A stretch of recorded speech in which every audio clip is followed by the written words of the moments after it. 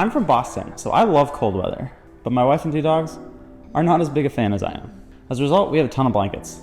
As you can see, our storage solution for this is okay at best. It's just a basket. So today I'm going to be building a blanket ladder to hopefully make that look a little bit nicer and have those blankets look a little tidier. After looking around for a bit, I discovered there's a few different design types out there.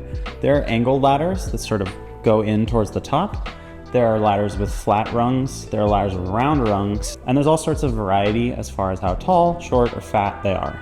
My wife and I talked it over, and we decided that a round rung would look nicest in our space. So here's the lumber that I picked up for this project. To start, we picked out 2 of these 8-foot long construction grade pine boards, and we're gonna cut them to 70 inches for each side.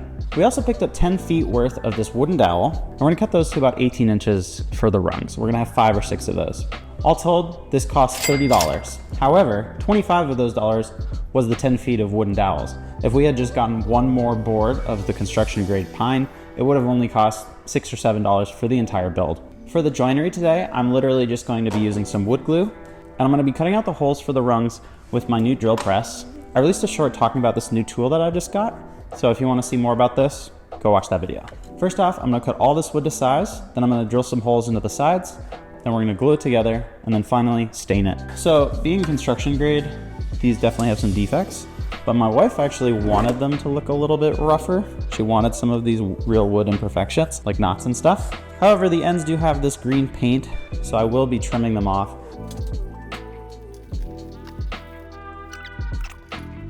So as you can see, I don't have a roller yet, so instead I just set up a tripod to be at the same level of the stand, which in my not professional opinion is super janky and I wouldn't recommend it. And I'm gonna get a roller as soon as I can. And most importantly, never forget your safety gear.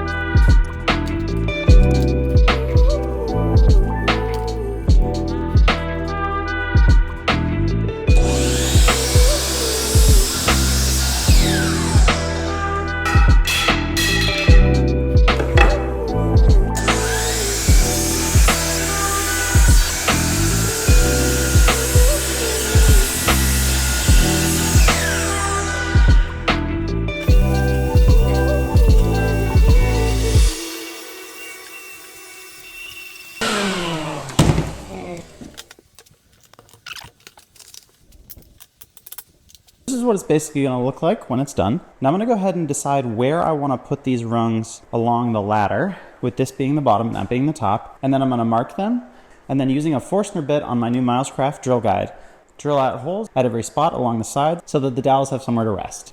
Come back here, pencil. I think that looks pretty good. They're about 10 inches apart. I'll measure it exactly. And it's maybe a foot down from the top. So now I'm gonna go mark precisely on each board where I wanna make my drill holes and then get to drilling.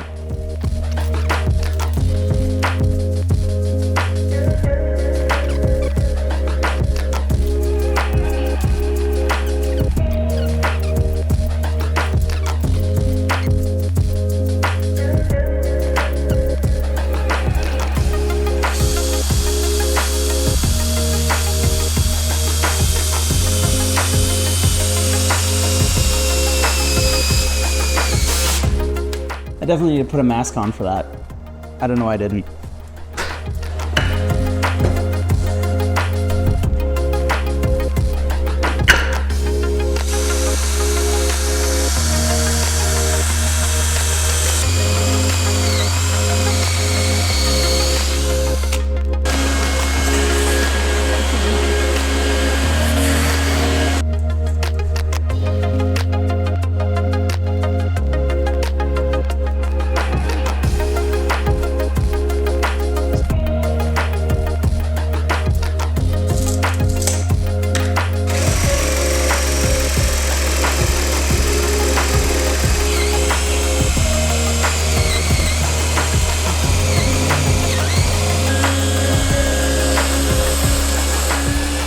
Before we go ahead and glue this and assemble it and clamp it, I want to make two final cuts.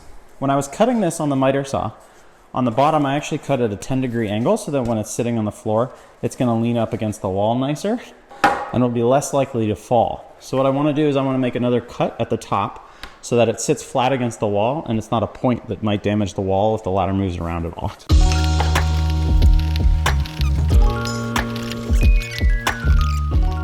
Can someone tell me if this is by far the stupidest thing that I have done so far on this channel? Also, is this incredibly unsafe, or is this the correct usage of a miter saw? I'm gonna do it anyway.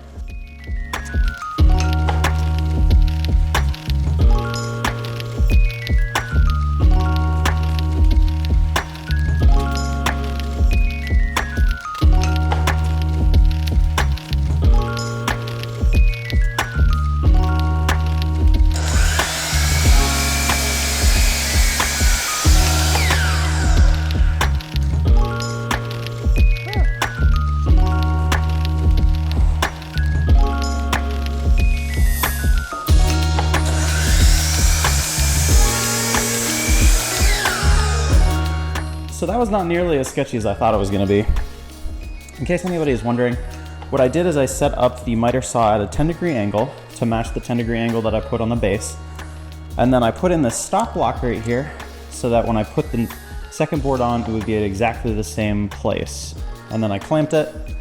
It actually was a super clean cut. It didn't feel sketchy at all. The saw is turned off, by the way. And I'm actually really happy with how it turned out. A lot easier than trying to do it with a circular handsaw. But if I did something wrong here, or there was a better way to do this, please let me know in the comments because I'm still learning and I'm brand new to using this kind of saw. All right, so now all the wood is prepped. All the angles are cut, the dowels are cut. So now I'm gonna go ahead and put wood glue on the ends of these and then assemble it and clamp it and let it dry. It's been a really long time since I've used wood glue, so I'm gonna try not to overdo it.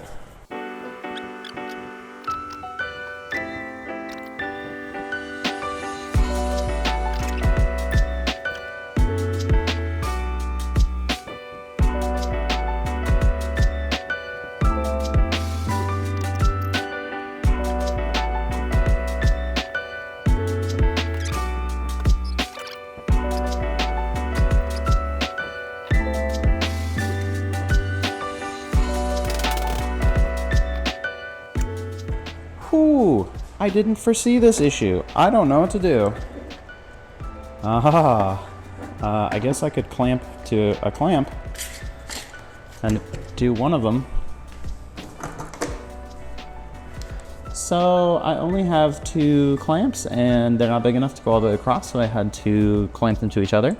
The wood glue is in and the dowels are in, so there's not really anything I can do at this point. All right, I'll wait 30 minutes.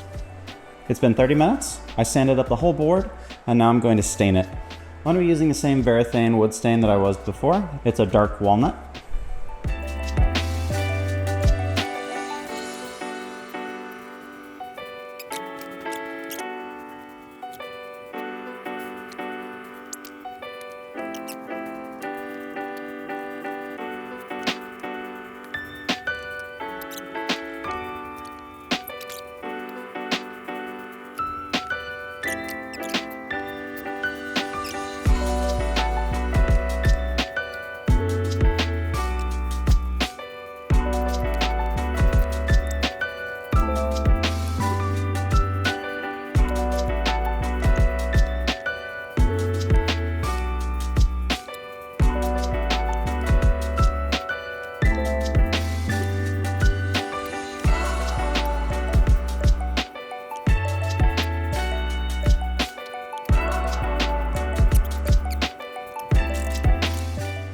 So it's all done staining.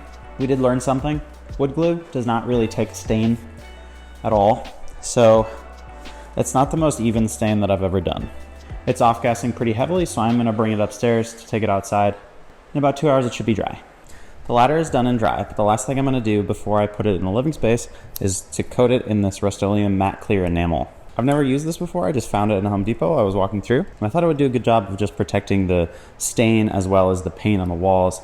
Make sure none of the stain transfers to the wall or anything if the ladder were to move or shift. If you think there's something better that I should be using instead of this, please drop a comment and let me know. I'll probably be using a lot of top coats in the future, and I want to make sure I'm using the right stuff. But for now, let's go put some blankets on that ladder and see how it looks in the space.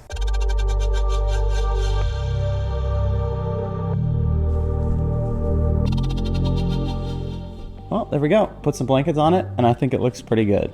If you have very thick blankets, you might need to have more of an angle of the ladder. So if you are making those cuts on the bottom or the top, you just need to think about that. Mine was about a 10-degree angle, and it works for blankets that are fairly thin.